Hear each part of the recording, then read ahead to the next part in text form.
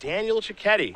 He is a Grand Prix champion here in Miami. He is in the sideboard with Nick Miller. And Danny always asks, because don't have your winner's interview take as long as your last match.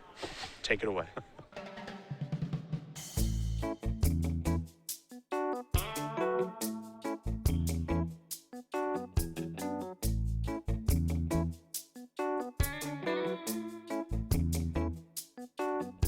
Hello, welcome to the sideboard one last time here at Grand Prix Miami. I'm Nick Miller alongside our champion, Daniel Cecchetti. Got it right? Yes. I've been saying it wrong all day, but I want to make sure I get it right for the interview. With the handshake comes a little hardware. Congratulations. Thank you. First GP top 8, and you took it down with a victory. Yeah. How's it feel? Yeah, great. Super excited. So I was told you're part of the Madison crew, so you were in the pipeline with Sam Black, Justin Cohen, people that worked on this monstrosity of a deck. Yes. You had played how many games with it before the tournament? I think I played 1 or 2 games during my buys, but nothing prior to that. I just asked Sam what deck I should play, and he handed me that, so.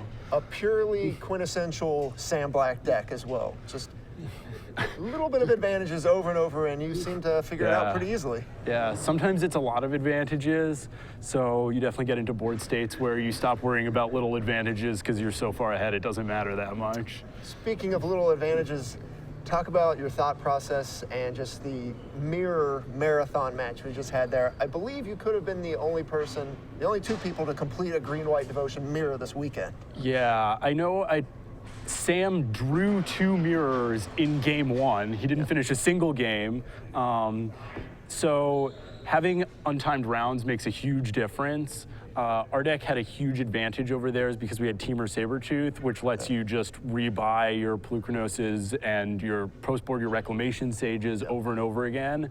And eventually you just wear down all of their stuff because you make so much mana and it protects your guys.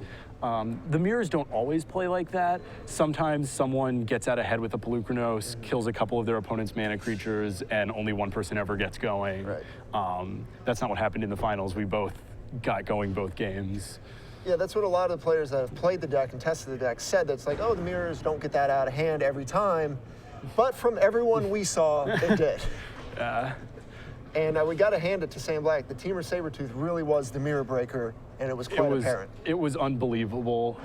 There are some other cards you can play. Sam was talking about playing Nylea, which he had in his deck for a while. I think that's more relevant if you're playing timed rounds. Yes. Because I know in his games, there were a couple of times where he was like, well, I have you dead in a few more turns or in like 5 more turns, but it's going to take a long time for me to deal 200 damage when you can chump block my giant Hydras. Yeah, getting to see you just gain a ton of life over and over again, rebuy the Pelucranos, kill more things, and like game 1 was a very good example where you're just able to just shotgun down his team and then just kill them in one swoop. Yeah. So. You beat Mono Red, you beat Abzan Aggro, you beat Green White. Any closing thoughts? No, not really. I think the deck was great. It performed really well. We'll see if people can figure out what they need to do to beat it. So. I'm sure there will be a lot of green-white mirrors coming up at the next Open Series in Dallas, so we'll look forward to that. Congratulations one last time. I'm going to send it back to Patrick and Cedric here in Miami.